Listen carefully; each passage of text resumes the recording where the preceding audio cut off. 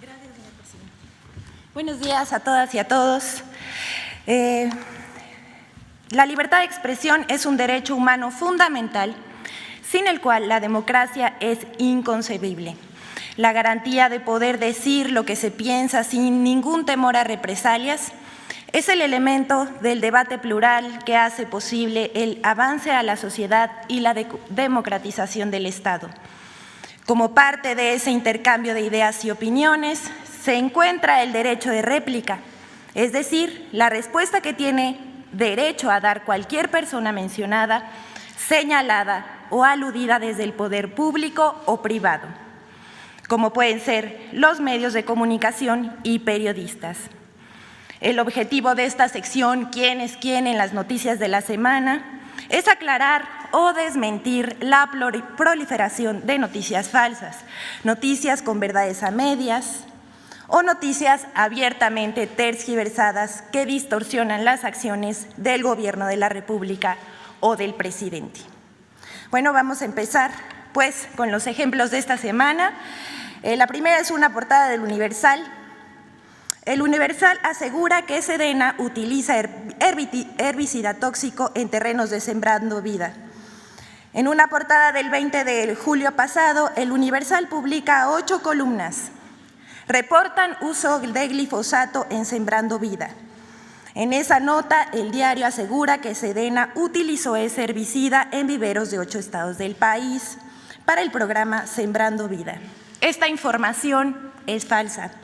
En primer lugar, el presidente de la República, Andrés Manuel López Obrador, firmó un decreto publicado en el Diario Oficial de la Federación el 31 de diciembre de 2020, en el que plantea sustituir gradualmente el uso, adquisición, distribución, promoción e importación del glifosato y de los agroquímicos que lo contienen como ingrediente activo, hasta el 2024, cuando sería prohibido.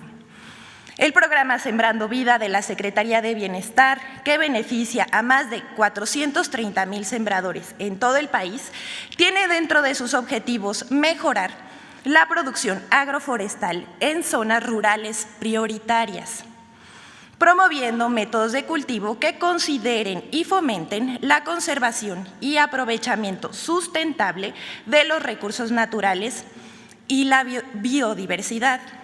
Por lo consiguiente, el programa Sembrando Vida en ninguno de sus procesos adquiere, promueve el uso, distribución y o adquisición del glifosato o de agroquímicos que lo incluyan como ingrediente activo. Asimismo, la Secretaría de la Defensa Nacional, desde el 15 de agosto de 2020, ordenó evitar por completo el empleo de este herbicida y otros similares. En este contexto, la Sedena actualmente no usa glifosato o agroquímicos que lo contengan. La Secretaría de la Defensa Nacional asimismo informó que de los 31 viveros forestales militares con los que cuenta, 4 adquirieron y emplearon glifosato en 2019 y 10 más en 2020. El herbicida se usó para el control de maleza y de plagas en los módulos de producción y en las avenidas de los viveros, pero se usaron organismos de bioremediación para descontaminar viveros, los suelos, pero en ningún momento se aplicó el agroquímico en las semillas o plantas o en ningún árbol que los viveros producen para el programa Sembrando Vida. Bueno, esta es la primera nota. La segunda nota es una portada del Reforma. Dice, extinguen Fonden, dejan obras tiradas. En la edición del 1 de agosto pasado, el periódico Reforma publicó una portada titulada Extinguen Fonden, dejan obras tiradas, en la que el gobierno federal dejó sin recursos a cientos de personas que recibirían atención prioritaria por lluvias, inundaciones o sismos. Esta información es falsa. Del 1 de diciembre de 2018 al 31 de junio del 2021 se han emitido 68 declaraciones de desastre natural y 164 de emergencia. Mediante esas declaratorias de desastre se han atendido eventos que afectaron a 1,103 municipios de 18 entidades federativas, para cuya atención se solicitaron 18,797 millones de pesos. Las declaratorias de emergencia han permitido la atención de poco más de 2 millones de habitantes de 1,271 municipios de 27 entidades federativas, para las cuales se ha erogado 3,095 millones de pesos. Pongamos el ejemplo de Tabasco y Chiapas, donde más de 200,000 familias se vieron afectadas por las lluvias torrenciales del año pasado. Por primera vez se ha entregado de manera directa la ayuda a los afectados por más de 2,382 millones de pesos, de 194,783 hogares afectados en Tabasco.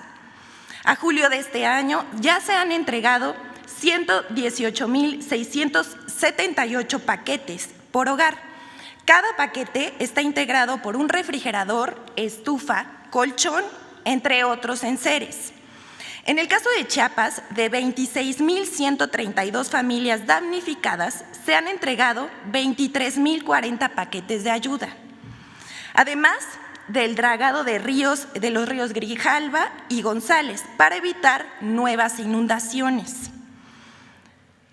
Se ha desalojado el agua de las presas antes de la temporada de lluvias para controlar la salida de agua. Se han rehabilitado carreteras, puentes, calles e infraestructura dañada. La respuesta puntual al acerto de Reforma es: desapareció el Fonden por ser un fideicomiso que servía para la corrupción. Con el pretexto de las declaratorias de emergencias, gobiernos estatales y municipales hacían jugosos negocios inflando las cifras de afectados y de infraestructura destruida. Actualmente se cuenta con los recursos suficientes para atender cualquier emergencia o desastre natural. Y no hay obras tiradas, se trabaja para dar atención a las comunidades y familias damnificadas. Y en muchos casos, como en la emergencia en Nayarit, en el huracán Huila, en 2018 ya se atendió a los 180,000 afectados. La tercera nota dice: portada del Reforma cae en el amarillismo. En la portada de ayer, la nota principal del periódico Reforma se titula "Sube la tarifa de la CFE", sube CFE la tarifa del DAC, 20%. Así, con todo y signos de admiración. Según la nota, las tarifas eléctricas domésticas de alto consumo para la Ciudad de México y el Estado de México han subido hasta 20,9%. Para agosto de este año, respecto a 12 meses atrás, revelan datos de la Comisión Federal de Electricidad. Hasta aquí el periódico. Decimos que Reforma cayó en el amarillismo porque su portada cae en el sensacionalismo. Es decir, que pretende generar sensaciones o emociones, que se interesa más por las formas que por el contenido de la información. Aquí Reforma quiere destacar que la Comisión Federal de Electricidad subió las tarifas de alto consumo 20% y pretende hacer un escándalo con ese dato que no es falso, pero se exagera. La nota para crear el impacto de que suben las tarifas eléctricas de uso doméstico. En primer lugar, queremos aclarar que no es la Comisión Federal de Electricidad, sino la Secretaría de Hacienda la que determina las tarifas domésticas. Existen dos tipos de tarifa doméstica: las de bajo consumo, que reciben subsidio, y las de alto consumo, que no reciben subsidio. La nota de Reforma se refiere a las tarifas de alto consumo que se pagan cuando el consumo del usuario rebasa los límites de las tarifas de bajo consumo. La tarifa de alto consumo, o DAC, que estableció Hacienda para el mes de agosto en el Valle de México, es de 120 pesos con 90 centavos por cargo fijo mensual y 5 pesos con 50 centavos por cada kilowatt hora de energía consumida. Esto representa un incremento mensual de 0,74% en el cargo fijo y 2,8% para el cargo de energía. Si se comparan los dos componentes de la tarifa con respecto a agosto de 2020, hay un incremento de 6.8% del cargo fijo y 20.9% para el cargo de energía. Sin embargo, hay que quitarles el porcentaje de inflación. En los 33 meses que lleva el gobierno de Andrés Manuel López Obrador, que se ha comprometido a no subir las tarifas por arriba de la inflación, lo cual ha cumplido hasta el momento. Esto se comprueba si vemos que el incremento para la tarifa de alto consumo en términos reales ha sido solo de 9.1%, mientras que la inflación ha sido de 11.41%. Debemos recordar que por la pandemia el presidente dispuso que para apoyar la economía familiar, ningún hogar de bajo consumo podría cambiar su estatus al de alto consumo, aunque aumentara su consumo en el confinamiento. En 15 meses, ningún usuario ha sido integrado a la tarifa de alto consumo o DAC. A pesar de consumir por arriba del límite más de 5.5 millones de hogares de bajo consumo, desde abril de 2020 a la fecha incrementaron el uso de electricidad por arriba del límite, pero no han sido reclasificados. Repetimos, no han sido reclasificados, lo cual ha significado un costo para la Comisión Federal de Electricidad de 13.261 millones de pesos, un esfuerzo financiero a favor de las familias mexicanas. Actualmente existen 210.352 usuarios domésticos que pagan la tarifa de alto consumo y son 41 millones de hogares que pagan la tarifa de bajo consumo y que en el último año solamente aumentará 3.33%, por debajo de la inflación. Así como lo hemos visto, la nota de reforma es malintencionada, pero además queremos compartirles la comparación de las tarifas, esta es una gráfica, compartirles la comparación de las tarifas de electricidad doméstica entre Estados Unidos y México para tener una idea clara del beneficio que significa para los hogares mexicanos que la Comisión Federal de Electricidad como empresa pública siga siendo la encargada de distribuir y comercializar la electricidad. Ahí está la gráfica. Podemos ver cómo no ha subido por encima de la inflación y nos mantenemos por debajo.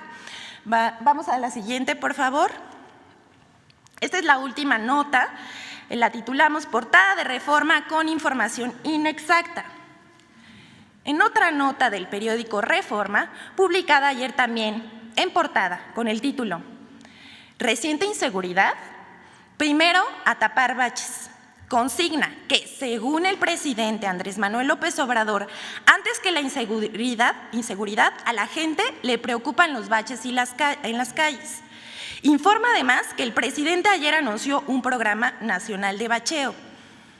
En la conferencia de prensa del lunes en Puerto Vallarta, a pregunta expresa de un reportero de Reforma, quien no se identificó, preguntó sobre la estrategia de seguridad, citando la Encuesta Nacional de Seguridad Pública del INEGI, según la cual 66% de la población consideró que su ciudad es insegura. El dato es verdadero, como se muestra en esta lámina. Sin embargo, hay que decir que durante esta administración, según la misma encuesta del INEGI, la percepción de inseguridad ha bajado por debajo de la que se tenía en 2013. Aquí vemos la gráfica. En septiembre de 2013, 68% de la gente percibía su ciudad como insegura. En marzo de 2018 subió hasta 76.8%. Y a lo largo de esta administración ha bajado 66.6% en junio de 2021. En la misma encuesta del INEGI, preguntó a los ciudadanos sobre los problemas de su ciudad y el 75.9% de los ciudadanos coincidieron en el que el principal problema de sus ciudades son los baches, dejando la inseguridad en cuarto lugar. Aquí lo vemos en la gráfica. Los baches en las calles y avenidas tienen 75.9% y la delincuencia, que es robos, extorsiones, secuestros y fraudes, a la baja con el 56.4%. 2%. Y bueno, si comparamos la misma pregunta de la encuesta de 2017, resulta que los baches también fueron la principal preocupación, pero la delincuencia, la inseguridad, estaba en segundo lugar. O sea, que a partir de esta administración que encabeza el presidente Andrés Manuel López Obrador, la percepción de inseguridad ha bajado. Así lo confirma el INEGI en estas dos gráficas. ¿Esta es la última? Muchas gracias. Gracias, señor presidente. Es todo. Yo quiero